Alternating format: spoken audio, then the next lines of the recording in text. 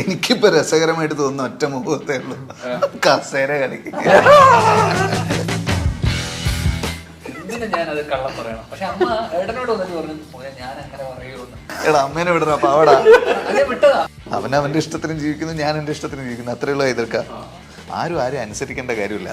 V are living in a democratic country. ഈ ഞാൻ interviews കാണുമ്പോൾ എങ്ങനെ സാധാരണ സന്തോഷം വരാറുണ്ട്? സത്യം പറഞ്ഞു കഴിഞ്ഞാല് എനിക്ക് നല്ല സ്ട്രെസ് ഉണ്ടാവുമ്പോൾ ഞാൻ എടുത്തിട്ട് ഇവന്റെ ഇന്റർവ്യൂവിന് കാണാറുണ്ട്. ഇതിൻ്റെ ഇടയ്ക്ക് നമ്മുടെ ഒരു പ്രൊഡ്യൂസർ ഇരിപ്പുണ്ടല്ലോ, അതിൻ്റെ എല്ലാ പ്രശ്നങ്ങളും സോൾവ് ചെയ്യാൻ വേണ്ടി ഇരിക്കുന്ന ഒരാളെ പോലെ നമുക്ക് ഫീൽ ചെയ്യണം. സെൻട്രലിൽ ഇരിക്കണോണ്ട് എല്ലാ ചീത്തയും ഞാൻ കേൾക്കണം. ഇടക്കിടക്ക് വീട്ടിൽ പോയി വിളിച്ചിട്ട് പിന്നിട്ടാ കൊണ്ടുപോയി ഇന്റർവ്യൂ എടുക്കുന്ന ആളാ. ഞാൻ നിർത്തി കേട്ടോ.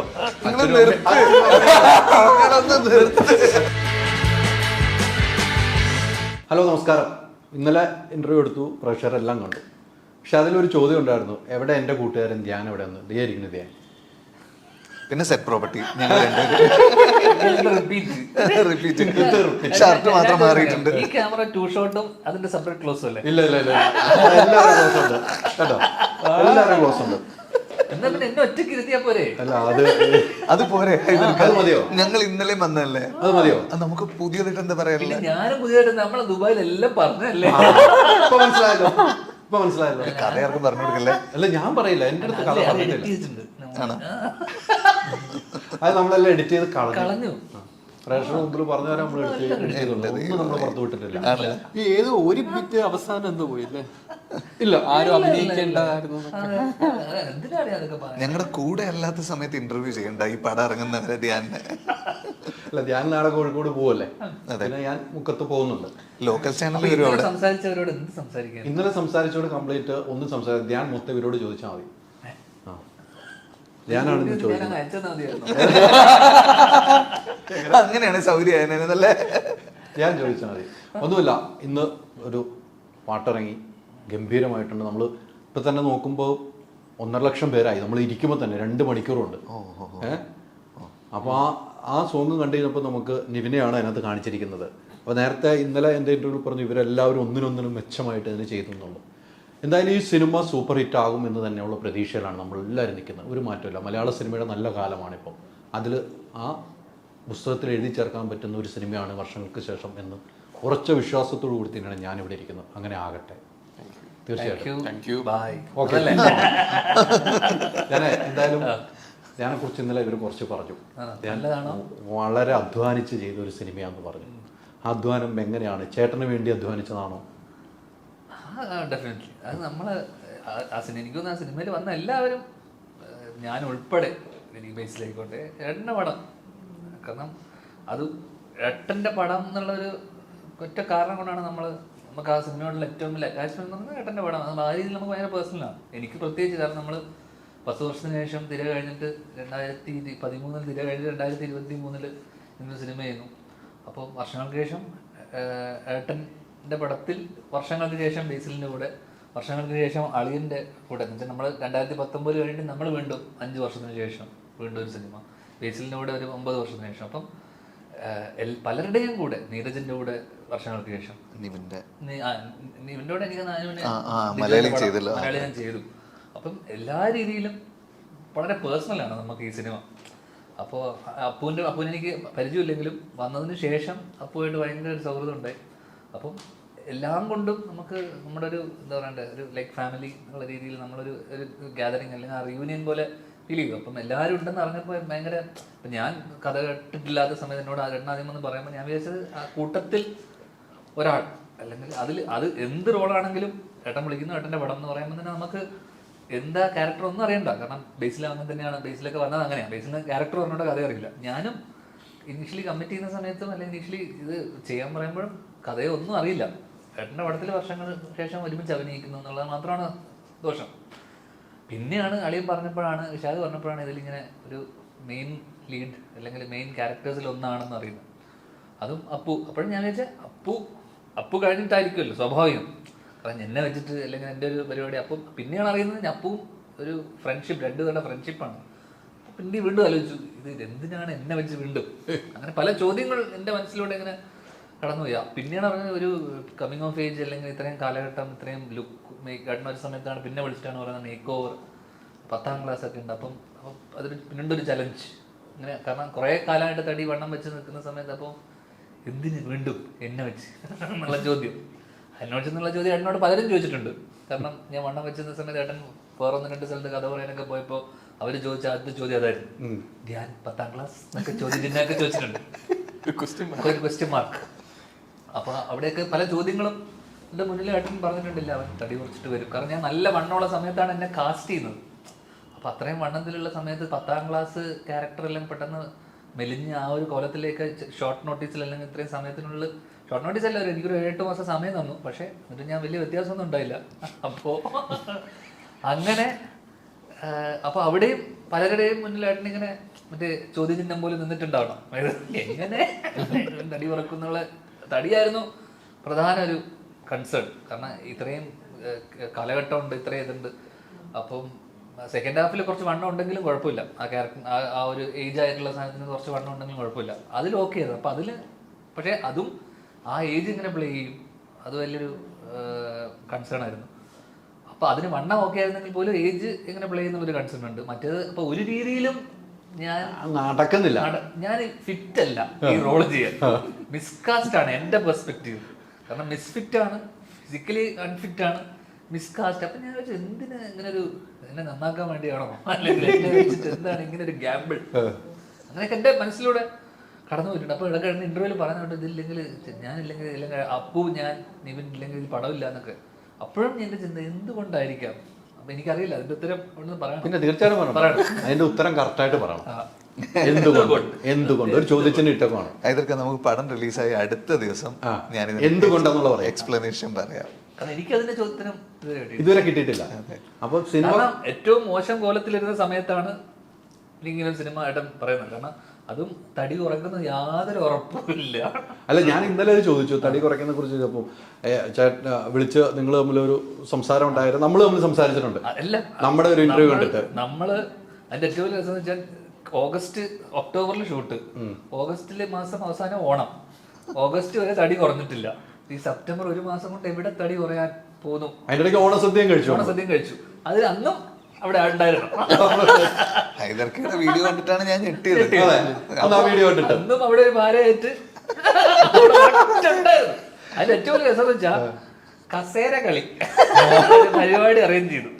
അപ്പോ ആ വീഡിയോ നമ്മൾ കസേര കളിച്ചത്, ആ വീഡിയോ അജു വിശാഖിന് അയച്ചു കൊടുത്തു. വിശാഖ് ഏട്ടന് അയച്ചു കൊടുക്കുന്നു, എനിക്ക് കോള് വരുന്നു. അപ്പം ഒരു ചെയിൻ പോലെയാണ് അത് പോയിരിക്കുന്നത്.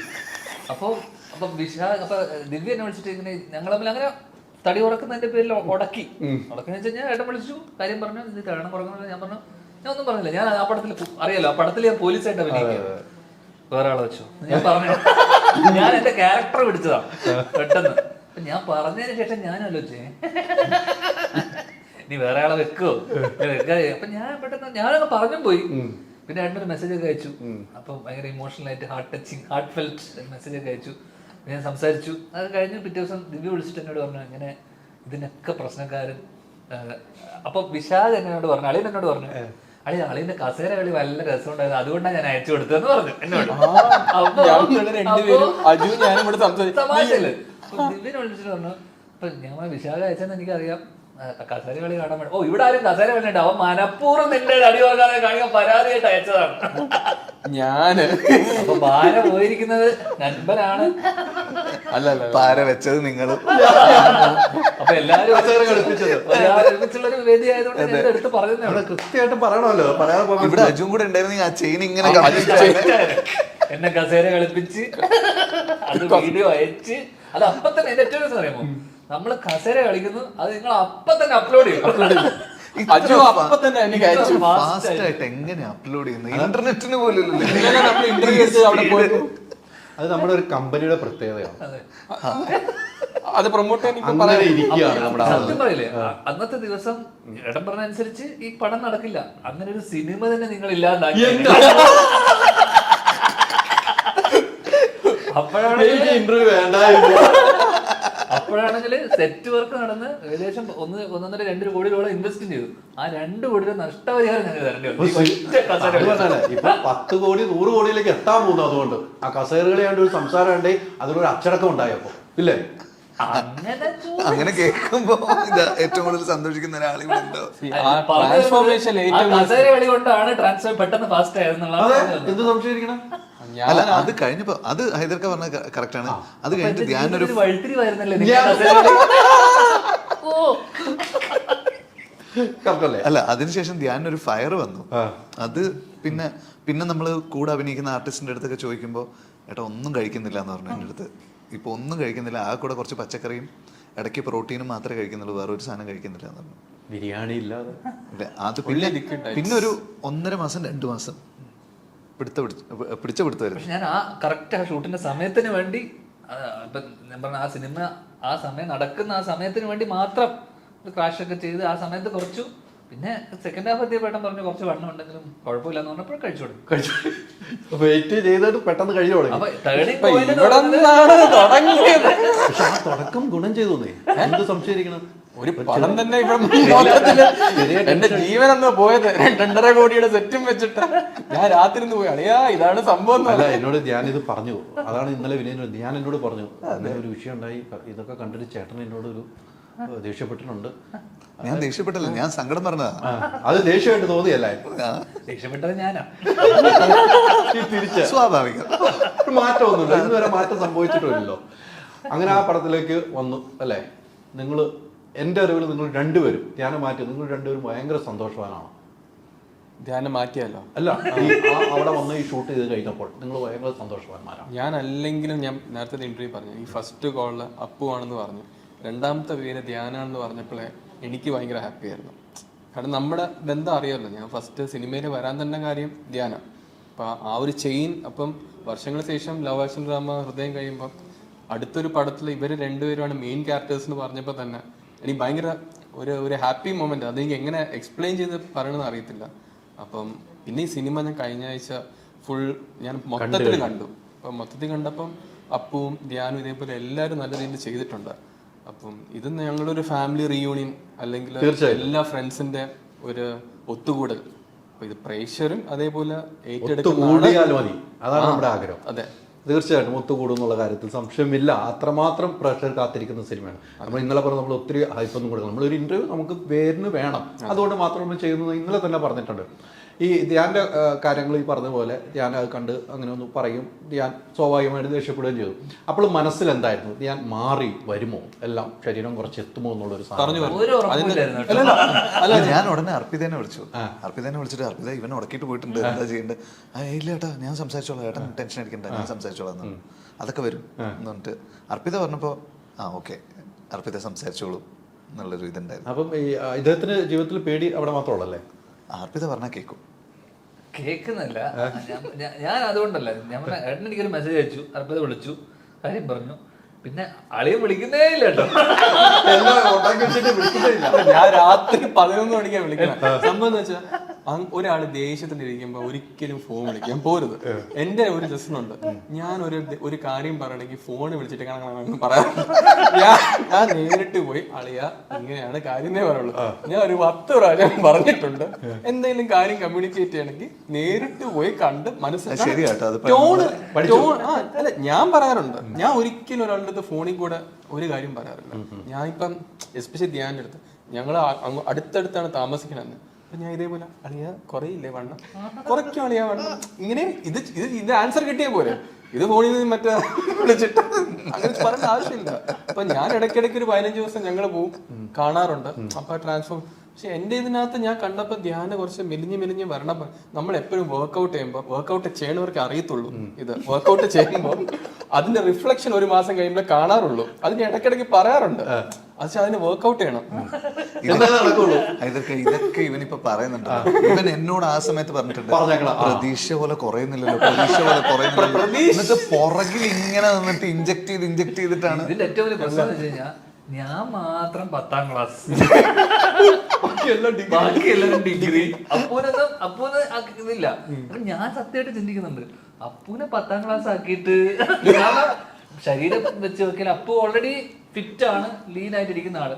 അപ്പൂനൊന്ന് 10ാം ക്ലാസ് ആക്കിയിട്ട് എന്നെ വല്ല പ്രീ ഡിഗ്രിയോ ഞാൻ എപ്പോഴും ചിന്തിക്കുന്നത്, വണ്ണമുള്ള കുട്ടികൾക്ക് എന്താ 10ാം ക്ലാസ്സിൽ പഠിച്ചൂടെ അല്ലേ? പിന്നെ തീർച്ചയായിട്ടും അതൊന്നുമല്ല ഇതിന്റെ ഫിസിക്കൽ ഒരു സംഭവമില്ല. ഫിസിക്കൽ ട്രാൻസ്ഫോർമേഷൻ എന്ന് പറഞ്ഞാൽ എഫേർട്ട് എടുത്തു എന്ന് കണ്ടു കഴിഞ്ഞാൽ ഓഡിയൻസ് കൺവിൻസ് ആവുള്ളൂ അല്ലെ? ഇപ്പൊ രാജു ആടുജീവിതത്തില് ആ എഫേർട്ടിനാണ് ആൾക്കാർ അപ്രീഷിയേറ്റ് ചെയ്യുക അല്ലെ? ആ എഫേർട്ട് ഒരു പടത്തിന് എടുക്കേണ്ട എഫേർട്ട് എടുക്കണ്ടേ? അത് വേണം. പക്ഷെ അത് എടുത്തു, അവസാനം കുറച്ച് വൈകിപ്പോയി. പക്ഷെ എന്റെ ഓർമ്മയില്ല, ഈ ഇൻസിഡന്റ് നടന്ന അന്ന് രാത്രി തന്നെ വിനീത് പറഞ്ഞു, ഇനി നീ നോക്കിയോ ധ്യാൻ അത് കുറച്ചിരിക്കുന്നു. ധ്യാന് വാശി വന്നാൽ ധ്യാൻ ചെയ്യും. എനിക്ക് അതുവരെ ഒരു ഈസി മട്ട് ഉണ്ടായിരുന്നു, പക്ഷെ അതിനുശേഷം ഒരു ഫയർ കയറി. നീ നോക്കിയോ അടുത്ത കാണാൻ വരുമ്പം, ഞാൻ ഇടയ്ക്കിടയ്ക്ക് പോയി കാണാറുണ്ട്, പക്ഷെ അന്ന് ഒരു മാസം വിളിക്കുമ്പോ ഒന്നും കാണില്ല. അപ്പൊ ഇതിനിടയ്ക്ക് നമ്മൾ എവിടെയോ അജുയുടെ വീട്ടിലാണെന്ന് തോന്നുന്നു. അപ്പൊ അന്ന് നമ്മൾ അവിടെ ഐസ്ക്രീം എല്ലാം ഞാൻ കഴിച്ചുകൊണ്ടിരിക്കുക. ധ്യാൻ ആപ്പടെ ഒരു ഫിഷ് പ്രോട്ടീൻ മാത്രം 8 o'clock മുമ്പ്. അപ്പൊ എനിക്ക് മനസ്സിലായി, ഓക്കെ ഇത് സെറ്റായിട്ട് വരും. അത് തടിയെ കുറിച്ച് മാത്രമേ ഇപ്പൊ ഈ ഇന്റർവ്യൂ അല്ല, ഈ തടിയിലേക്കൊന്ന് വരണമെന്നോർത്തിട്ട് വന്നതാണ്. അതൊരു മെയിൻ ഒരു ജേർണി ഭയങ്കരമായിട്ട് ധ്യാനം അതിന്റെ ബുദ്ധിമുട്ട് അനുഭവിച്ചുകൊണ്ട് തന്നെയാണ് അതിലേക്ക്. ഇതെല്ലാം ഒരു കസേര കളിയിലാണ് വന്നത്. ആ ക്യാരക്ടർ അല്ലെങ്കിൽ നേരത്തെ പറഞ്ഞ പോലെ 10ാം ക്ലാസ് എന്ന് തോന്നിപ്പിക്കണമെങ്കിൽ, കാരണം അതിന് ഡിമാൻഡ് ചെയ്തിരുന്നു. പ്രത്യേക ചേട്ടൻ അത് പറയുമ്പോൾ എനിക്ക് കൃത്യമായിട്ട് അറിയാം. അതല്ലെങ്കിൽ അതൊരിക്കലും നേരത്തെ പറഞ്ഞ ഓഡിയൻസ്, അത് കാണുന്ന ആൾക്കാർക്ക് അതൊരിക്കലും അത് ഫീൽ ചെയ്യില്ല. കാരണം അവര് ഇതേ കോലത്തിൽ വന്നിട്ട് എന്താ ഒരു എഫേർട്ട് ഇട്ടിട്ടില്ല എന്ന് അവർക്ക് ഫീൽ ചെയ്യും. പിന്നെ തീർച്ചയായിട്ടും അത് ജെനുവിൻ ആയിരുന്നു. അല്ല, ധ്യാൻ ചെയ്യുന്ന ചിത്രങ്ങളെല്ലാം ഇതേ രൂപത്തിൽ തന്നെയാണല്ലോ ചെയ്തു വെച്ചിരിക്കുന്നതെല്ലാം, ഒന്നും മാറ്റം വരുന്നില്ലല്ലോ. അപ്പൊ അതിൽ നിന്നൊരു മാറ്റം കൃത്യമാണ് ഈ സിനിമയ്ക്ക് എന്നുള്ള കാര്യത്തിൽ യാതൊരു സംശയമില്ലായിരുന്നു. അതെന്തായാലും ഫലം കണ്ടിട്ടുണ്ട്, ഒരു കുഴപ്പമില്ല. നേരത്തെ പറഞ്ഞ പോലെ വൈഫ് പറയുമ്പോൾ മാത്രമേ സ്വല്പമെങ്കിലും അനുസരണേ ഉള്ളൂ. ചേട്ടൻ എന്ന നിലയിൽ അനുജന്റെ അനുസരണ എങ്ങനെയാണ് കാണുന്നത്? അങ്ങനെ ചേട്ടൻ എന്ന് പറഞ്ഞാൽ അനിയനെ അനുസരിപ്പിക്കേണ്ട ആളല്ലല്ലോ. അല്ല, എങ്കിലും അവൻ അവന്റെ ഇഷ്ടത്തിന് ജീവിക്കുന്നു, ഞാൻ എന്റെ ഇഷ്ടത്തിന് ജീവിക്കുന്നു, അത്രേ ഉള്ളൂ. എതിർക്കാം, നമ്മൾ ഒരുമിച്ച് വർക്ക് ചെയ്യുമ്പോൾ ഉള്ള കാര്യം പറയുന്നു, അത്രേ ഉള്ളൂ. ആരും അനുസരിക്കേണ്ട കാര്യമില്ല. We are living in a democratic country. കേട്ടല്ലോ, അനുസരിക്കണം. നമ്മളൊരു ജോലി സ്ഥലത്ത് പോകുമ്പോ നമ്മള് ഡയറക്ടർ ആണെങ്കിലും അനുസരിക്കണം. ചേട്ടൻ എന്നുള്ള സാധനമല്ല, അവിടെ ഡയറക്ടറാണ്. തീർച്ചയായും സ്വാഭാവികമായിട്ടും നമ്മള് കൃത്യമായിട്ട് ആ ജോലി സ്ഥലത്ത് എന്ന് വെച്ചാൽ നമ്മള് ക്യാമറ കട്ട് ചെയ്ത് കഴിഞ്ഞാൽ നമ്മള് ഭൂലോക അലമ്പായിരുന്നു സെറ്റ് മൊത്തം. അപ്പോ കാരണം ഏട്ടൻ വളരെയധികം പാഷനേറ്റ് ആയിട്ട് ഭയങ്കര ഇമോഷണൽ ആയിട്ട് എഴുതി വെച്ച സീനൊക്കെ ഞാൻ ചില സീനൊക്കെ ഞാൻ ഒപ്പൊക്കെ അഭിനയിച്ചിട്ട് ഞാൻ വന്നിട്ട് ഓക്കെ ആണോ എന്ന് പറയുമ്പോ ഏട്ടൻ ഇങ്ങനെ കണ്ണൊക്കെ നിറഞ്ഞിരിക്കുമ്പോ ഓക്കെ ആണോ തോന്നണപ്പോ, കാരണം നമുക്കത് കൃത്യമായിട്ട് ഞാൻ അങ്ങനെ അതിനെ ചെയ്തു വരുന്നോണ്ട് എനിക്കത് ജോലിയാണ്. അപ്പൊ ഏട്ടനതല്ല, ഏട്ടനതിന്റെ മറ്റേ ഹാർട്ട് ആൻഡ് സോൾ, അതിൽ ഇത്രയും കർശനമായിട്ട് ക്യാരി ചെയ്തൊരു കഥ ഭയങ്കര ഹാർട്ട് ഫെൽറ്റ് ആയിട്ടാണ് പുള്ളി അതിനെ അപ്രോച്ച് ചെയ്യുന്നതും കാണുന്നതും കൺസീവ് ചെയ്തിട്ടുള്ളതൊക്കെ. പക്ഷെ നമുക്ക് കൃത്യമായിട്ട് അത് ജോലി ചെയ്ത് പോവുക, അല്ലെങ്കിൽ രാവിലെ വരിക, ഡയറക്ടർ പറയുന്നത് അനുസരിക്കുക, കേൾക്കുക, ഓക്കെ ആണെങ്കിൽ ഓക്കെ. അനുസരണമുള്ള കുട്ടിയായിരുന്നു അല്ലേ അതെല്ലാവരും, ഞാൻ പറഞ്ഞ ഞാൻ മാത്രമല്ല, നമ്മുടെ സെറ്റിൽ വർക്ക് ചെയ്ത എല്ലാവരും. അത് തീർച്ചയാണ്, ഒരു ഡയറക്ടർ തന്നെയാണല്ലോ ആ സിനിമ നിയന്ത്രിക്കുന്നത്. ഈ ഞാൻ ഇന്റർവ്യൂസ് ഒക്കെ കാണുമ്പോൾ, അത് കഴിഞ്ഞ് ഈ ഷൂട്ടിങ്ങിന്റെ ഇടയ്ക്കൊക്കെ പല ഇന്റർവ്യൂസ് കൊടുക്കുമ്പോൾ വിനീതിന് ഒരു ടെൻഷൻ ഉണ്ടായിരുന്നു, ഞാൻ എന്തൊക്കെ പറയും ഈ സിനിമയെ കുറിച്ച്, അങ്ങനെ ഒരു ആദ്യം ഉണ്ടായിരുന്നു മനസ്സിൽ. എനിക്കിപ്പോഴും ഉണ്ട്. പക്ഷെ ഇന്ന് ധ്യാൻ ഒരു സാധനം പറഞ്ഞില്ല. ഇത്ര ഇന്റർവ്യൂസ് ധ്യാൻ കൊടുത്തിട്ട് ഒരു സാധനവും നമ്മള് സീക്രട്ടീവ് ആയിട്ട് വെച്ചിട്ടുള്ള ഒരു സാധനം പറഞ്ഞിട്ടില്ല. അതുകൊണ്ട് ഇപ്പൊ ഇല്ല, ഇതിനകത്ത് സീക്രട്ടീവ് ആയിട്ടുള്ള ഒരു സാധനം ഇല്ല എന്നുള്ളതാണ് സത്യാവസ്ഥ. ആ ട്രെയിലറിൽ ഈ സിനിമയുടെ കഥയുണ്ട് തീർച്ചയായും. കാരണം നമ്മുടെ കഥയെല്ലാം ആൾക്കാർക്ക് മനസ്സിലായിട്ടില്ല. പക്ഷെ ശരിക്കും ഒന്ന് ക്രാക്ക് ചെയ്യണമെന്ന് വെച്ച് കഴിഞ്ഞാൽ ഒരു, കാരണം നമ്മൾ പറയുന്ന ഹിന്റ് ഇട്ട് കൊടുത്തിട്ടുണ്ട്. വളരെ കെയർഫുൾ ആയിട്ട് ഡീകോഡ് ചെയ്യുന്ന ആൾക്കാർക്ക് എല്ലാ സാധനങ്ങളും അതിന്റെ അകത്തുണ്ട്.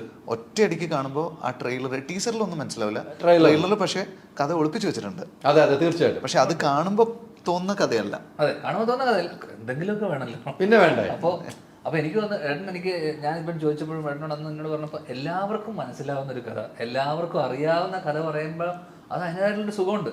കാരണം കുഞ്ഞു കുട്ടിക്ക് മുതൽ ഒരു വരുന്ന ആൾക്കാർക്ക് മുതൽ 5ാം ക്ലാസ് കുട്ടിക്ക് മുതൽ മുതിർന്നവർക്കും എല്ലാവർക്കും റിലേറ്റ് ചെയ്യാനും എല്ലാവർക്കും മനസ്സിലാവുന്ന ഒരു കഥയായിരിക്കണം ഫസ്റ്റ് ഓഫ് ഓൾ. കഥ ഒരിക്കലും അൺപ്രഡിക്റ്റബിൾ ആയിട്ടുള്ള, അപ്പം എല്ലാവരും പറയും ഇത് ഭയങ്കര പ്രഡിക്റ്റബിൾ ആണ്, ഇതെന്താ സർപ്രൈസ് ഒന്നുമില്ല. അത്തരം സർപ്രൈസ് എലിമെന്റ്സ് ഒന്നും ഇല്ല. പുള്ളി അത് വെക്കാറുമില്ല. ഭയങ്കര സർപ്രൈസുകളല്ല, ഞാൻ പറഞ്ഞ കുഞ്ഞു കുഞ്ഞു കുഞ്ഞു ഉണ്ട്. സർപ്രൈസുകൾ സിനിമയിലുണ്ട്. കുഞ്ഞു കുഞ്ഞു. അപ്പൊ ഒരിക്കലും കണ്ടിട്ട് ഇതായിരുന്നോ എന്ന് തോന്നാൻ മാത്രമുള്ള ഭീകര സർപ്രൈസുകളും ഇല്ല, വൻ മാസ് മൊമെന്റ്സ് അല്ല, ഒന്നുമല്ല. നമ്മൾ കണ്ടുകൊണ്ടിരിക്കും പറയുന്ന ഒരു ആ ഒരു മൊമെന്റ് നമുക്ക് കിട്ടും.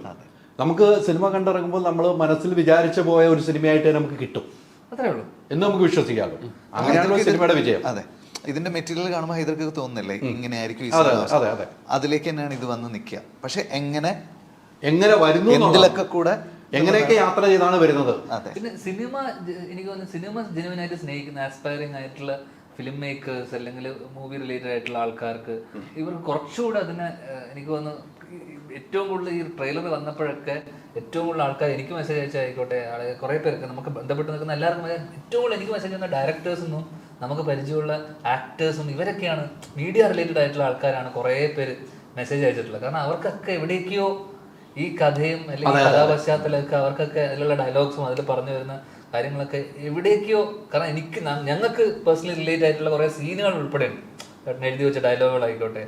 അപ്പൊ ആ രീതിയിൽ ആസ്പയറിംഗ് ആയിട്ടുള്ള അല്ലെങ്കിൽ സിനിമയിൽ ഓൾറെഡി എക്സിസ്റ്റിംഗ് ആയിട്ടുള്ള ആൾക്കാർക്കൊക്കെ ഇത് ഭയങ്കര ഹാർട്ട് ഫെൽറ്റ് ആയിട്ടുള്ള അല്ലെങ്കിൽ അത്തരം കുറേ മൊമെന്റ്സ് ഉണ്ട്.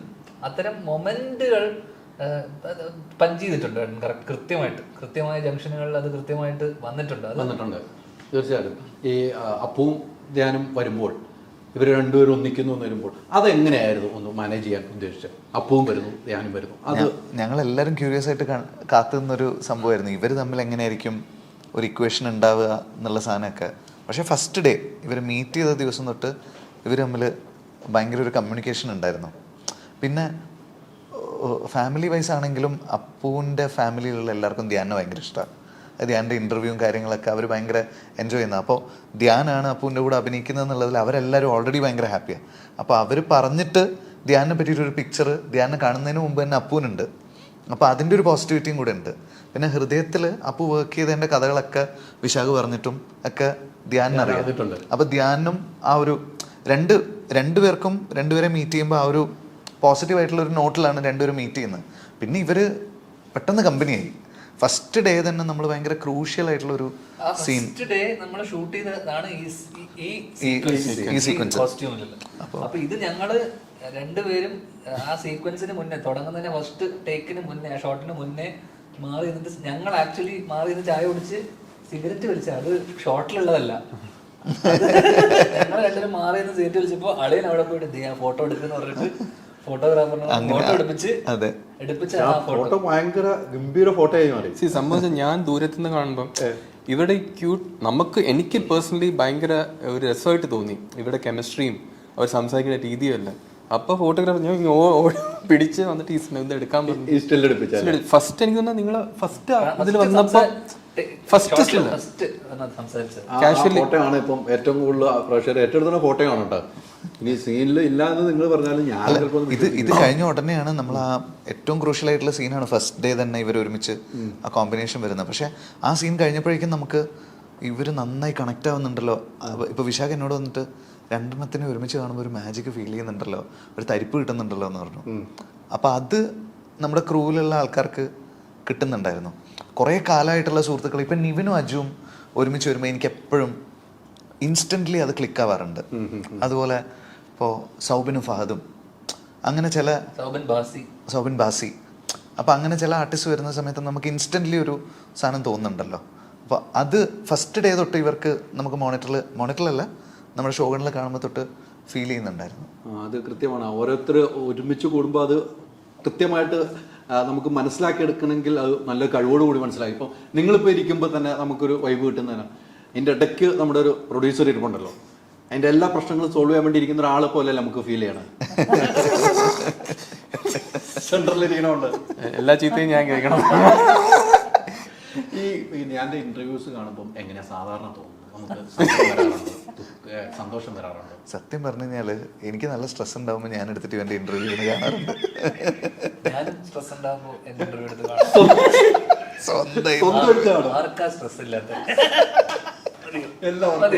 എല്ലാവർക്കും ഉണ്ട്. പക്ഷെ ചില കാര്യങ്ങൾ എൻ്റെ അടുത്ത് കൃത്യമായിട്ട് പറഞ്ഞ കുറെ ദുബായ് ഇപ്പോൾ കുറച്ച് കാര്യങ്ങൾ എൻ്റെ ഇന്റർവ്യൂ പറയുന്നത്, ഞാൻ പല കാര്യങ്ങൾ പറഞ്ഞത് സത്യമാണ്, പല കാര്യങ്ങൾ പറഞ്ഞത് ഞാൻ സത്യമാണ്, പക്ഷെ ഞാൻ കുറച്ച് കാര്യം എൻ്റെ കയ്യിൽ നിന്നിടും. അത് ഞാനും ഇതിനു മുമ്പ് പറഞ്ഞിട്ട്, അല്ല വിനീതും ഇതിനു മുമ്പ് പറഞ്ഞിട്ടുണ്ട്. അതെ, അത് അങ്ങനെ തന്നെ ആ സ്വഭാവമല്ലേ? ഇംപ്രവൈസ്ഡ് ട്രൂത്ത് ആണ് പല സമയത്തും. അത് ഏത് ലെവൽ വരെ എന്നുള്ളത് ധ്യാൻ തന്നെ പറയണം. അതെ, നമ്മളൊരു കഥ പറയുമ്പോൾ ആ കഥ ആൾക്കാർക്ക് സിക്കുന്ന രീതിയിൽ പറയുക എന്നുള്ളത് മാത്രമേ ഉള്ളൂ. അതിനിടയിൽ ചില ചില ചില ചില ചില കാര്യങ്ങൾ നമ്മളൊന്ന് പൊലിപ്പിക്കാൻ നമ്മൾ പറയുമല്ലോ.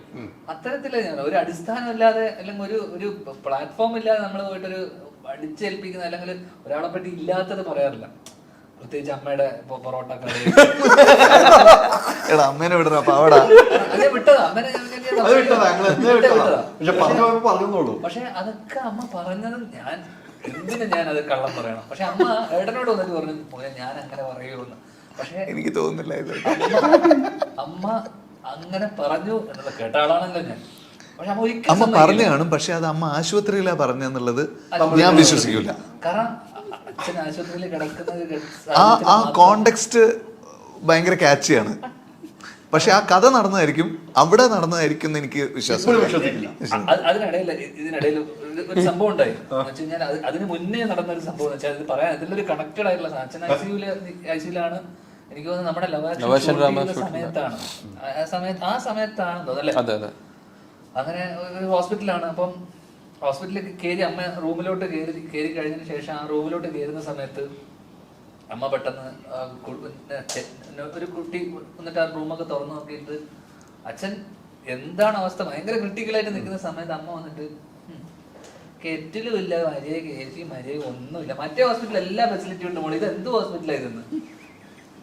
ഇത് അമ്മ ചോദിച്ചതാ. ഇത് കഴിഞ്ഞിട്ടാണ് പൊറോട്ട പറഞ്ഞത്. ഓക്കെ, അപ്പോഴും എല്ലാം ഒരേ ടൈമിലാണ്. അതേ ടൈമിലാ. അത് ഹൈദർക്ക് അച്ഛൻ എന്തെങ്കിലും ചൂടുവെള്ളം കൊടുക്കണമെന്നോ അങ്ങനെ എന്തെങ്കിലുമൊക്കെ അമ്മ ആലോചിച്ചിട്ടുണ്ടോ? ഇത് ഇവൻ പറയുമ്പോ ഇത് ഇങ്ങനെ തോന്നും ആൾക്കാർക്ക്. അമ്മയ്ക്ക് ചായ കുടിക്കാനാന്ന് പറഞ്ഞു. അപ്പോഴും അമ്മ ആലോചിക്കുന്നത് ഈ ഹോസ്പിറ്റൽ സൗകര്യമില്ല മോളെ. അതിന്റെ കാരണം ഇത്രയേ ഉള്ളൂ. അതായത് അച്ഛന് കിടക്കുന്ന സമയത്ത് ചൂടെടുക്കാൻ പാടില്ല, ചൂടുവെള്ളം കൊടുക്കണമെങ്കിൽ പെട്ടെന്ന് എടുത്ത് കൊടുക്കാം. ഇതായിരിക്കും അമ്മ ആലോചിച്ചിട്ടുണ്ടാവും. പക്ഷെ അത് ഇവൻ പറയില്ല. ഇവൻ ഈ കഥ പറയുന്നില്ല. അതെ, അമ്മ അന്ന് പറഞ്ഞ കാര്യം ഇതായിരുന്നു. അപ്പൊ ആ കുട്ടി, ഞാൻ ആ കുട്ടീനോട് ഒരു മോളെ പൊയ്ക്കോന്ന് പറഞ്ഞേ. കാരണം അതല്ലല്ലോ. അപ്പൊ ആ കുട്ടി വിചാരിക്കൂലേ ഈ എന്ത് സ്ത്രീ ഭർത്താവ് അവിടെ. അപ്പൊ ഞാൻ നമ്മ എന്താ കഴിക്കാൻ വേണ്ടെന്ന് പറയുന്ന സമയത്ത് ഞാൻ സ്വാഭാവികമായിട്ടും നമുക്ക് ചപ്പാത്തി പറയാം അല്ലേ, അതിഥികളൊന്നും എന്നും വേണ്ട മോനെ കഴിക്കാൻ, എനിക്കൊന്നും വേണ്ട ഞാൻ പറഞ്ഞ അങ്ങനെയല്ലേ പറയാ. പൊറോട്ട ഉണ്ടോ ഉണ്ടോന്ന്. അത് ഞാൻ ഫോണിങ്ങനെ പിടിച്ചു നിൽക്കുന്ന സമയത്ത് ചപ്പാത്തി ഉണ്ട് പൊറോട്ട ഉണ്ടോന്ന് ചോദിക്കും. ഇങ്ങനെ എന്നോട് പറഞ്ഞേ. കാരണം അച്ഛൻ ഉള്ള സമയത്ത് പൊറോട്ട കഴിക്കാൻ സമ്മതിക്കൂല. അച്ഛൻ മൈദക്ക് എതിരാ. അപ്പോ ആകെ കിട്ടിയൊരു ചാൻസ് ഇതാ, ഇത് കഴിക്കാൻ, പൊറോട്ട കഴിക്കാൻ. ഉള്ള സമയത്ത് ഐസിൽ കിടക്കുമ്പോഴല്ലേ കഴിക്കാൻ പറ്റും, പിന്നെ എപ്പോ കഴിക്കാൻ പറ്റും? പറ്റൂല. കിട്ടിയ ചാൻസ് എന്നോട് ഞാൻ ഫോൺ പിടിച്ച് നിൽക്കുന്ന സമയത്താണ് പൊറോട്ട ഉണ്ടെന്ന് ചോദിക്കുന്നത്. ആഗ്രഹമല്ലേ, ഞാൻ അല്ല ശബ്ദത്തിൽ തന്നെ പറഞ്ഞു. കാര്യമാണ് അല്ല പൊറോട്ട ശബ്ദത്തിൽ തന്നെ പറഞ്ഞ, പുട്ടല്ല പൊറോട്ട.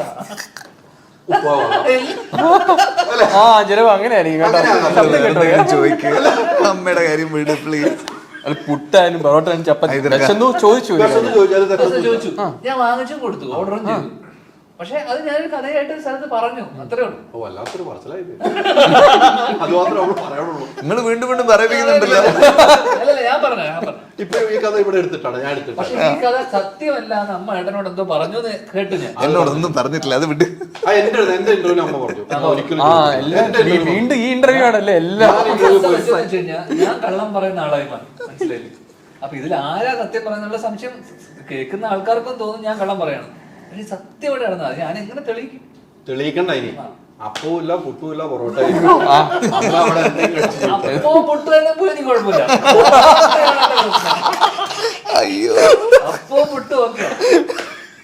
അല്ല അതായിക്കോട്ടെ, അത് കുഴപ്പമില്ല. ഞാൻ കഴിഞ്ഞ ദിവസത്തെ നിങ്ങൾക്ക് മതിയായ ഞാൻ കഴിഞ്ഞ ദിവസത്തെ ഇന്റർവ്യൂ പറഞ്ഞ കാര്യം അതുകൊണ്ട് എനിക്ക് ചോദിക്കണം. തിരുവനന്തപുരത്തൊരു ഇന്റർവ്യൂ പറഞ്ഞു, അച്ഛനെ കുറിച്ച് കുറെ കാര്യങ്ങൾ പറഞ്ഞു അല്ലേ, എല്ലാവരും കേട്ടു. അത് എന്റെ ഇന്റർവ്യൂ പറഞ്ഞു, എനിക്ക് അച്ഛനെ കുറിച്ച് പറയാനുള്ള സമയം അവർ തന്നില്ല എന്നാണ് എന്നോട് പറഞ്ഞത്. ദുബായിൽ വെച്ച് പരിപാടി തീർന്നു പോയി. അത് കേട്ടപ്പോ എന്താണ് തോന്നിയത്? അച്ഛനെ കുറിച്ച് കേട്ടിട്ടില്ല, ഉത്തരവില്ലല്ലോ. അതാണ് നല്ലത്. കാരണം അതിലെ വിഷയം, അതിന്റെ ടോപ്പിക് എന്ന് വെച്ചാൽ അച്ഛനും ഏട്ടനും ഇടയിൽ ഞാൻ, ഇതായിരുന്നു വിഷയം. അപ്പം അനൂപ് ഏട്ടൻ നമ്മുടെ കൈരളിയിലെ നമ്മുടെ പഴയ ഷോ ഒക്കെ ചെയ്തിട്ടുള്ള ആളാണ്. അറിയാം. ഞാൻ കേട്ടില്ല.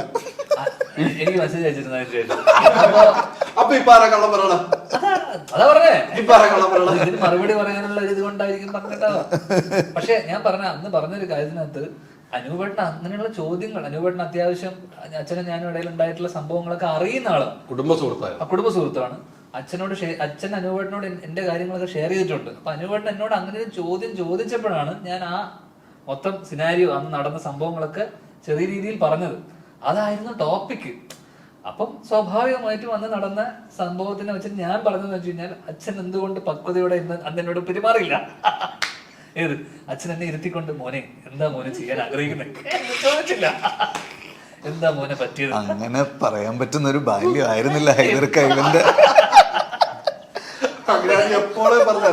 അങ്ങനെ എന്തുകൊണ്ട് എന്റെ അച്ഛൻ ഒരു രീതിയിൽ പെരുമാറില്ല, അതാണ് എന്റെ സങ്കടം. അതിന് പകരം എന്റെ അച്ഛൻ എന്നെ തല്ലാൻ വരുന്നു, സഭ്യം ചീത്ത വാക്കുകൾ കൊണ്ട് എന്നെ ഇതാക്കുന്നു.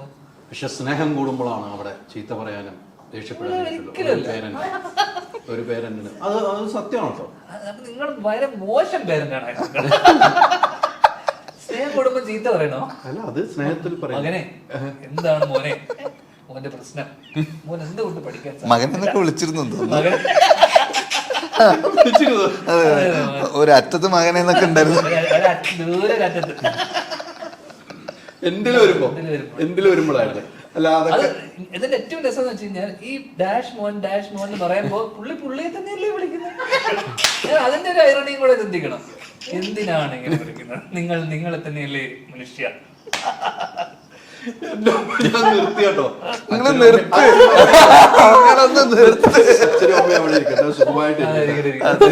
ഞാൻ ഒരു കാര്യം, ഇടക്കിടക്ക് വീട്ടിൽ പോയി വിളിച്ചിട്ട് പിന്നിട്ടാ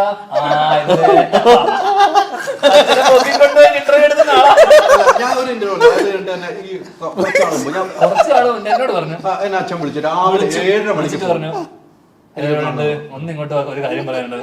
അങ്ങനെ ആയിരിക്കില്ല.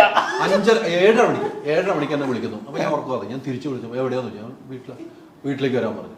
ഞാൻ നേരെ വീട്ടിൽ അമ്മയ്ക്ക് സംശയം, ഇന്റർവ്യൂ എടുക്കാൻ പറഞ്ഞു, മൈക്കുണ്ടോ എന്ന് ചോദിച്ചു. ഇവിടെ ഒന്നുമില്ല, എന്നെ വിളിച്ചിരുന്നു എന്ന് പറയും. ഞാൻ കയറി ചെന്നിരുന്നു. അപ്പൊ ഒന്നും പറയാനില്ല, മറ്റേ അവിടുത്തെ സ്ഥലം വിൽക്കുന്ന കാര്യത്തിനാണ് എന്നെ വിളിച്ചത്. സ്ഥലം വിൽക്കാനുണ്ടെന്ന് പറഞ്ഞു. അങ്ങനെ ഇരുന്നപ്പോ അമ്മ ഒന്ന് പറഞ്ഞു, കഴിഞ്ഞ ദിവസം ഒരാൾ ഒന്ന് സിഗരറ്റ് കൊടുത്തു അച്ഛന്, അതൊന്ന് പേടിപ്പിക്കണമെന്ന് എന്നോട്. അച്ഛനെ ഞാൻ പേടിപ്പിക്കണമെന്ന് അമ്മ എന്നോട് തന്നെ ക്യാമറ വെച്ച് ഇന്റർവ്യൂ എടുത്തിട്ടില്ല. ദൈവം സത്യം വെറുതെ. ഇതാണ് ഈ ഞാൻ കള്ളം മാത്രം പറയുന്നത്. ഇപ്പൊ തെളിയിച്ചിരിക്കും, ഞാനെല്ലാം കള്ളം പറയുന്നത്. അത് അതിന് മുമ്പാണ്, മുന്നേ പോയി. അങ്ങനെ പോയിരുന്നു. ഞാൻ അച്ഛനോട് കുറെ സംസാരിച്ചു. അപ്പോഴാണ് എന്നോട് അച്ഛൻ ഞാൻ്റെ കാര്യം, മറ്റേ സിനിമയുടെ കഥയൊക്കെ എന്നോട് പറയും. ഇന്നലെ നമ്മൾ ചോദിച്ചത് അത് ചോദിക്കുന്നത്, സിനിമയുടെ കഥ എന്നോട് പറഞ്ഞത്. അങ്ങനെയാണ് അച്ഛൻ എന്നോട് പറഞ്ഞത്. എന്തായാലും അച്ഛനെ അടുത്ത് പോകുമ്പോൾ നമുക്ക് ഇപ്പോൾ പോകുമ്പോഴും ഈ എപ്പോൾ പോയാലും നമുക്ക് വീണ്ടും വലിയ എനർജിയാണ് അച്ഛൻ തരുന്നത്. പറയാതിരിക്കുമ്പോൾ എല്ലാ കാര്യങ്ങളും ഓർത്ത്, പഴയ കാര്യങ്ങളും ഓർത്ത് സംസാരിക്കാൻ, ഇഷ്ടമുള്ളവരടുത്ത് സംസാരിക്കാൻ അച്ഛന് വലിയ താല്പര്യമാണ്. അത് ഞാൻ കാണുന്നത്. ഞാൻ പോയതിൻ്റെ അന്ന് തലേന്നാണ് സത്യൻ ചേട്ടൻ വന്നതെന്ന് പറഞ്ഞു. അതെല്ലാം ഓർത്തിട്ട് വന്ന് പറഞ്ഞ കഥകളും എല്ലാം പറഞ്ഞ് ചിരിച്ചിരിക്കാം. അച്ഛൻ്റെ അടുത്ത് ഇരിക്കാൻ എനിക്ക് അമ്മയെ കാണുമ്പോഴാണ് ഏറ്റവും സന്തോഷം. ഒരു കുറ്റബോധം ഇന്നും ഉണ്ട് പറഞ്ഞ കാര്യങ്ങൾ. ഇന്നൊരു കുറ്റബോധത്തോടെ അച്ഛനോട് എന്തിനു ഞാനതൊക്കെ പറഞ്ഞു, വേദനയോടെ ഉറക്കമില്ലാതെ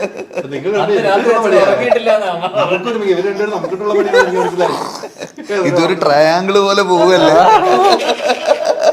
അങ്ങോട്ടും ഇങ്ങോട്ടും ഒക്കെ. സിനിമ നടത്തി തന്ന എന്റെ 2.5 കോടി വെള്ളത്തിലായനെ നിങ്ങളുടെ ഒരു. പക്ഷെ ഞാനിപ്പോഴെല്ലാം അറിയണേ എവിടെന്നാ ഇത് പോയെന്ന്. പക്ഷെ അതിന്റെ ഉത്തരവാദി നിങ്ങൾ തന്നെ കേട്ടോ, അയച്ചു കൊടുക്കാൻ. അതാദ്യം പറയണം.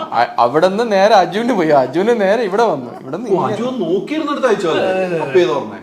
പക്ഷെ എന്ത് രസമായിരുന്നു ഓടിക്കണ മ്യൂസിക്കൽ ചെയർ.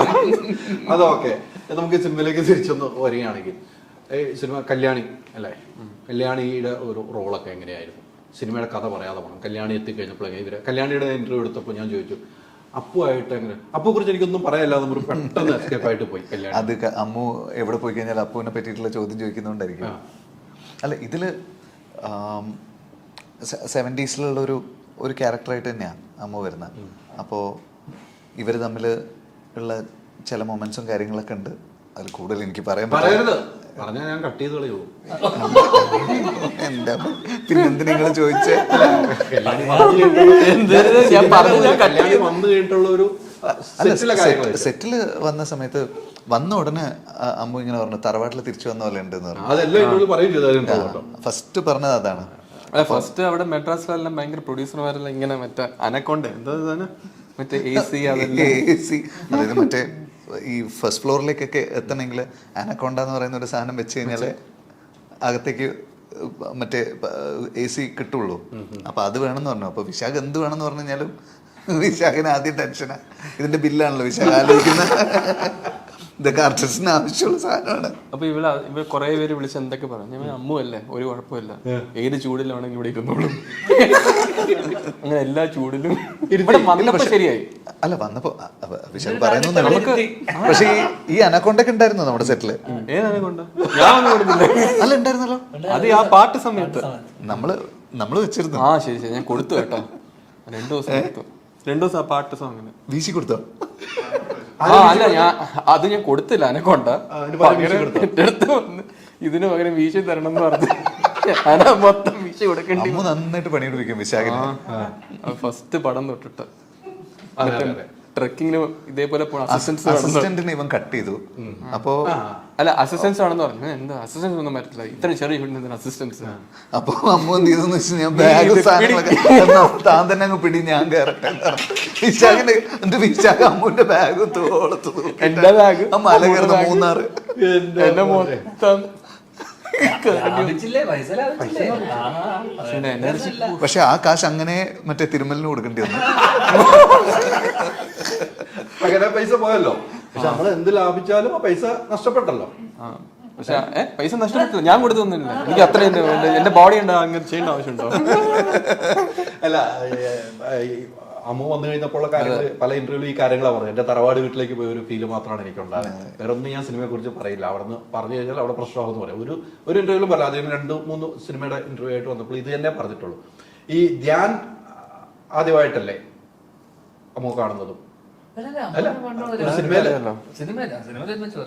എങ്ങനെ ഉണ്ടായിരുന്നു?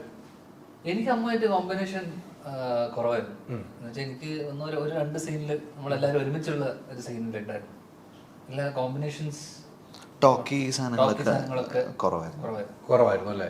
ഈ വിനീതിന്റെ അടുത്ത് ഏറ്റവും ദേഷ്യം തോന്നിയ ഒരു സന്ദർഭം എപ്പോഴായിരിക്കും? നിങ്ങൾ ചോദിക്കും. ഏറ്റവും സന്ദർഭം ദേഷ്യം തോന്നി ഏതെങ്കിലും സമയത്തുണ്ടാവല്ലോ ഒരു ദേഷ്യം. ഇതെന്താണ് ഇങ്ങനെ പറഞ്ഞു ചേട്ടൻ, എന്താണ് ഇങ്ങനെ അങ്ങനെ തോന്നിയ ഒരു സന്ദർഭം ഏതായിരിക്കും? അങ്ങനെ ഭയങ്കര ദേഷ്യം തോന്നിയ സന്ദർഭമൊന്നുമില്ല. ഇല്ല, അങ്ങനത്തെ സംഭവം ഇല്ല.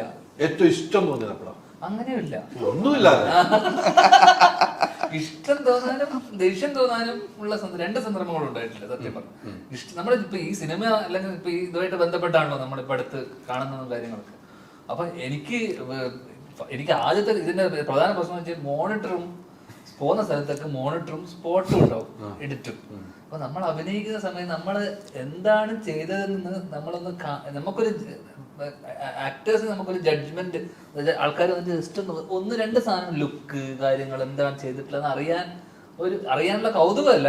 എന്നാലും അതെ നമുക്ക് അടുത്ത് എന്തെങ്കിലുമൊക്കെ ഇത് അറിയാനുള്ള ഒരു സ്പോട്ടൊക്കെ ഉണ്ടെങ്കിൽ, കാരണം ഇപ്പൊ എല്ലാരും സ്പോട്ടൊക്കെ ചെയ്ത് എഡിറ്റ് ചെയ്ത് കണ്ട് പോവാം, സിനിമ കണ്ട് പോവാം. അപ്പം ഇപ്പൊ അപ്പുറത്ത് ഞാൻ ഡിജോന്റെ പടത്തിൽ നിന്ന് ഡിജോ എല്ലാ സാധനങ്ങളും തലേദിവസം ചെയ്ത സാധനം കാണിച്ചിട്ട് അളിയ ഇതാണ് ചെയ്തത്, ഇത് നമുക്ക് ഇന്ന് മാറ്റി പിടിക്കും, ഇങ്ങനെയൊക്കെ കണ്ട സാധനത്തിന് നമ്മൾ കണ്ട് പോകുമ്പോൾ സ്പോട്ടൊക്കെ ഉണ്ട്, നമുക്ക് ഗുണമാണ്, ആക്ച്വലി ഗുണമാണ്. പക്ഷെ ഏട്ടന്റെ കേസിൽ ഏട്ടൻ പറയുന്നത് അത് ഭയങ്കര ടൈം കൺസ്യൂമിംഗ് ആണ്. സത്യം പറഞ്ഞ കുറെ സമയം പോകും. എല്ലാരും വന്ന് കാണും, പിന്നെ ഡിസ്കഷൻ ഉണ്ടാവും, ഒന്നുകൂടെ എടുക്കണം തോന്നും. സ്പോട്ട് എഡിറ്റർ പറയും അവിടെ ഒരു ക്ലോസ് എടുക്കാം. നമ്മള് സിനിമാറ്റിക് ലാംഗ്വേജ് ഉണ്ടല്ലോ, നമ്മളൊരു ഷോർട്ട് ഡിവിഷൻ ചെയ്ത് കഴിഞ്ഞാൽ നമുക്കൊരു ലാംഗ്വേജ് ഉണ്ടാവുമല്ലോ, അവരെ അതിനെ പറ്റിയിട്ട് അവർക്ക് അറിയില്ലല്ലോ. അപ്പോൾ അവർ ഇതിനൊരു ക്ലോസും കൂടെ ഉണ്ടെങ്കിൽ നന്നായിരിക്കും. അപ്പം നമ്മൾ എടുത്തതിൽ എന്ത് മിസ്റ്റേക്ക് ഉണ്ടെങ്കിലും കറക്റ്റ് ചെയ്യുന്ന ഒരു എഡിറ്റർ എൻ്റെ കൂടെ ഉണ്ട്, രഞ്ജേട്ടൻ. അപ്പോൾ രഞ്ജേട്ടൻ ഉള്ളതുകൊണ്ട് എനിക്കങ്ങനെ ഒരു ഇപ്പൊ മെയിനായിട്ട് സ്പോട്ട് യൂസ് ചെയ്യുന്ന വെച്ചാൽ ആക്ഷൻ കണ്ടിന്യൂറ്റി കറക്റ്റ് ആയിട്ട് നമുക്ക് പിടിക്കണമെങ്കിൽ പഴയ പോലെ എല്ലാവരും പഴയ പേപ്പറിലൊക്കെ ജസ്റ്റ് നോട്ട് ചെയ്ത് പോകും. ആക്ഷൻ കണ്ടിന്യൂറ്റി പിടിക്കുക എന്ന് പറയുന്നത് അത്ര എളുപ്പമുള്ള പരിപാടിയല്ല. അപ്പം പെട്ടെന്ന് ഒരു സാധനം അപ്പൊ കൃത്യമായി നോട്ട് ചെയ്തില്ലെങ്കിൽ അവർക്ക് ഭയങ്കര പണിയാണ് അസിസ്റ്റന്റ് ഡയറക്ടേഴ്സിന്. അവരുടെ പണി കുറച്ചുകൂടെ ഈസി ആക്കാനും കൂടെ വേണ്ടിയിട്ടാണ് സ്പോട്ട് വെക്കുന്നത്. പലരും ആക്ഷൻ കണ്ടന്റിന് വേണ്ടി മാത്രം സ്പോട്ട് വെക്കുന്ന ആൾക്കാരുണ്ട്. പക്ഷെ നമുക്കും ഗുണം ചില സാധനങ്ങൾ കണ്ടിട്ട് ഒന്ന് ഇത് എങ്ങനെയല്ല ഇതെന്ന്. അപ്പം ഫസ്റ്റ് 3-4 ദിവസം എനിക്കും അപ്പൂനും യാതൊരുവിധ ജഡ്ജ്മെന്റും ഇല്ല.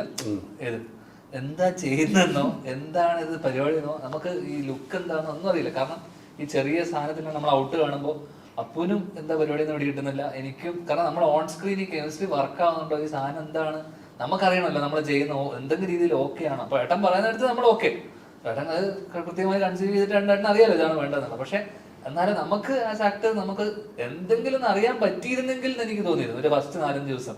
പിന്നെ ഇവിടെ പരിപാടി ഇതാണെന്ന് നമുക്ക് മനസ്സിലായുണ്ട്. കാരണം തിരയിലും സ്പോട്ട് യൂസ് ചെയ്തിട്ടില്ല, ഇങ്ങനെ തന്നെയാണ്. അപ്പൊ എനിക്കറിയാം. പക്ഷെ ഇത് കുറച്ച് ഹെവി പരിപാടിയല്ലേ, കുറച്ച് ഇമോഷണൽ ഒരു റോളർ കോസ്റ്റർ പരിപാടി ആയതുകൊണ്ട് നമ്മൾ ഇതിലേക്ക് ഒരൊറ്റ മീറ്റർ ഒരൊറ്റ മൂട് പിടിച്ചു പോയപ്പോൾ ത്രൂ ഔട്ട് അതാ. ഇത് കുറെ വേരിയേഷൻസും കുറെ ചേഞ്ച് ഓവറും മേക്ക് ഓവറും ഒക്കെ ഉള്ളതുകൊണ്ട് നമുക്കത് എന്താണെന്ന് അറിഞ്ഞു പോയിരുന്നത് നല്ലതെന്ന് എനിക്ക് തോന്നിയിരുന്നു. അതാണ് എനിക്ക് ആദ്യത്തെ കുറച്ച് ദിവസത്തിന് ഒരു മറ്റേ കോൺട്രാക്ട് ഇവിടുന്ന് കരാറെടുത്തിട്ട്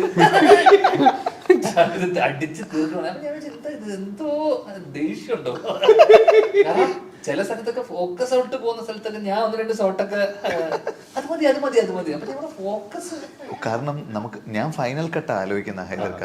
ഫൈനൽ കട്ടിൽ എനിക്ക് എന്താന്ന് വെച്ചാൽ അതിന്റെ ഇൻ ബിറ്റ്വീൻ ഞാൻ അപ്പുറത്തുനിന്ന് ഒരു ഓയസസ് പോകുന്നുണ്ട്, അത് ഷാർപ്പാണ്, അത് മതി. ഇൻ ബിറ്റ്വീൻ നമ്മൾ യൂസ് ചെയ്യാത്ത സ്ഥലത്ത് ഫോക്കസ് പോയാലും നമുക്ക് പ്രശ്നമല്ലല്ലോ. ധ്യാൻ എന്നിട്ട് ഫോക്കസ് എന്ന് പറഞ്ഞപ്പോ ഞാൻ ലാസ്റ്റ് ചോദിച്ചു, കഴിഞ്ഞ ഫോക്കസ് നന്നായിട്ടുള്ള പടങ്ങളൊക്കെ നന്നായിട്ട് ഓടിയിട്ടുണ്ടോ? അപ്പൊ പറഞ്ഞു അതില്ല പറഞ്ഞിട്ട് പോയി. ഫോക്കസിന്റെ പുറത്താണ് ഒരു സിനിമ ഓടുന്നത്, അല്ലല്ലോ, പടം എന്താണല്ലോ. പിന്നെ ഇടക്ക് എനിക്കിപ്പോ പെട്ടെന്ന് നമ്മൾ വർക്ക് ചെയ്യുന്ന ഗിംബൽ ചെറിയൊരു സ്റ്റഡി ജർക്കൊക്കെ വരുവാണെങ്കിൽ അതെല്ലാം ഒക്കെ വെക്കും. അപ്പൊ വിഷൻ ആണെങ്കിൽ അതൊന്ന് സ്റ്റെബിലൈസ് ചെയ്തൂടെ, ചെയ്യാം. ഫോക്കസ് ഷാർപ്പ് ചെയ്തൂടെ, ചെയ്യാം. അവൻ എന്ത് പറഞ്ഞാലും ചെയ്യാന്നല്ലാതെ പറയൂല. അല്ല എന്ത് പറഞ്ഞാലും പറയുന്നുണ്ടെങ്കിലും സിനിമ മൊത്തത്തിൽ കണ്ടില്ലല്ലോ. അല്ല മൊത്തത്തിൽ സിനിമ കണ്ടോ? കണ്ടവര് പറയുന്നത് കേട്ടിട്ടുണ്ടല്ലോ, എല്ലാം അവിടെ തന്നെ ഉണ്ട്. ആ ഫോക്കസോട്ടൊന്നും അവിടെ ഇല്ല, അതൊക്കെ പിന്നീട് തരും ഞങ്ങൾ പിന്നീട് അതൊരു മേക്കിംഗ് വീഡിയോ ആയിട്ട് ഇറക്കുന്നുണ്ട്. ഇതൊക്കെ ആവശ്യമില്ല, ഇങ്ങനെയൊക്കെ പോയാൽ മതി. വെറുതെ നന്നായിട്ട് ചെയ്യുന്ന പയ്യനെ വെറുതെ. അല്ല വിഷനൊക്കെ നമ്മുടെ ഒരു സോൾജർ ആണ്. പിന്നെ അല്ലാതെ എന്നോട് പറഞ്ഞറിയാം, സോൾജർ പറഞ്ഞ കാര്യം സോൾജർ എന്നോട് പറഞ്ഞ, ഞാൻ സോൾജറോട് ഒന്ന് രാവിലെ വിളിക്കും, അല്ലെങ്കിൽ എന്താ എടുക്കണേ ചേട്ടാ കിതർ കാം ഹേ, ഇതാണ് സോൾജറിന്റെ അവസ്ഥ. ഭയ്യ കൊച്ചിനേക്ക് പട്ട ഇന്ന് അവിടെ തേക്കണം എന്ന് പറയും, അവിടെ തേക്കും, ഇവിടെ തേക്കണം. എന്നിട്ട് അവൻ ഒരു ദിവസം പാക്കപ്പ് ആവുന്ന ദിവസം ഞാൻ അവൻ നടന്നു വരിക, അന്ന് വന്ന സമയത്ത് എന്നോട് പറഞ്ഞു, നിന്റെ ഏട്ടൻ ചെയ്യുന്ന ഇതിനേക്കാളും ചെയ്യാൻ പറ്റുന്ന ഒരു സാധനമുണ്ട്, സ്പീഡിൽ ചെയ്യാൻ പറ്റുന്ന ഒരു സാധനമുണ്ട്. അപ്പൊ ഞാൻ എന്താ അതെന്താ അപ്പം ഇതാണ് ഇവരെ സോൾജർ കമാൻഡറിനെ പറ്റിയുള്ള അഭിപ്രായം. പക്ഷേ ഞാൻ സോൾജറിനില്ലേ അവന്റെ ഉപ്പാടളകിട്ട് 1 മാസം ഷൂട്ട് ചെയ്തിട്ടില്ല.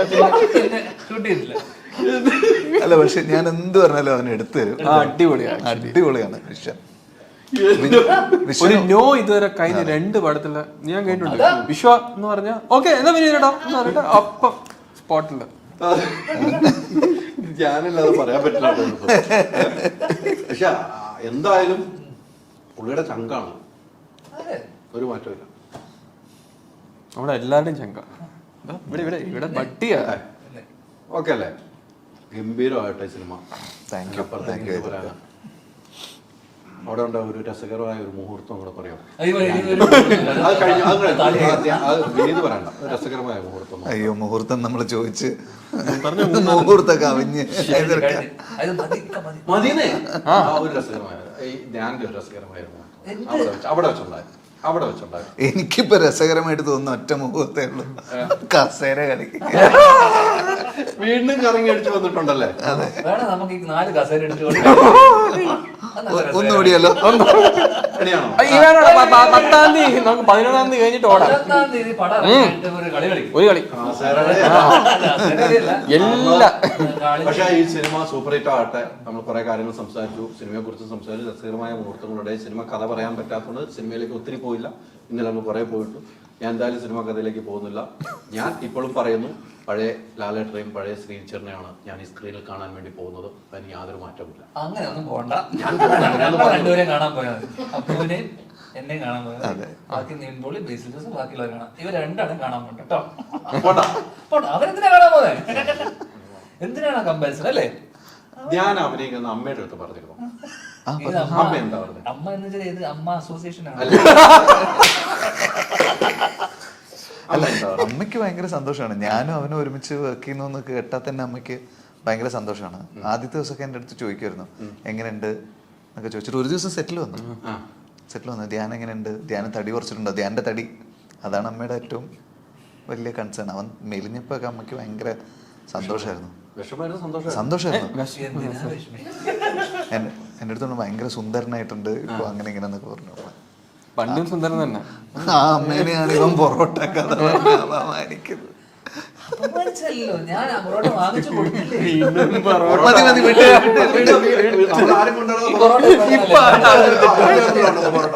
ശരി, മായച്ചോളാം. ഞാൻ തന്നെ വരണം. അപ്പവുമില്ല, കസേരയില്ല. ഈ സിനിമ ഇത് കഴിഞ്ഞിട്ട് 11-ാം തീയതി റിലീസ് കഴിഞ്ഞിട്ട് നമ്മളൊരു യാത്ര തുടങ്ങിയാണ്. തിയേറ്റർ വിസിറ്റ് ഒക്കെ ആയിട്ട് ആളുകൾ ഇഷ്ടപ്പെട്ട എല്ലാ മേഖലയിലേക്കും നമ്മൾ ഒരുമിച്ച് യാത്ര ചെയ്യുന്നു. സൂപ്പർ ഹിറ്റ് ആകട്ടെ. നിന്റെ ഡേറ്റ് ബ്ലോക്ക് ചെയ്തേട്ടാ. യാത്ര ചെയ്താൽ മതി. ഡേറ്റ് ബ്ലോക്കാണ്. എന്റെ അടുത്ത് ഇന്ന് രാവിലെ പറഞ്ഞു. പറഞ്ഞല്ലേ ബ്ലോക്ക് എത്രാം തീയതി നമ്മള് ഡേറ്റ് കൊടുത്തത്? അത് നമ്മൾ ക്യാമറ കെട്ടിട്ട് പുറത്തുനിന്ന് തെളിവാകുന്നു. എന്റെ കുഴപ്പമില്ല, തെളിവാകുന്നു. ഇപ്പൊ പോകുന്നുണ്ടോ ഇതൊക്കെ? ഇത് അപ്ലോഡായി. സൂപ്പർ സിനിമ ആകട്ടെ. എല്ലാവിധ ആശംസകളും. Thank you. ദിവസമൊക്കെ ആഘോഷിക്കാനുള്ള ഭാഗ്യം ദൈവം നമുക്ക് തരട്ടെ. Thank you so much.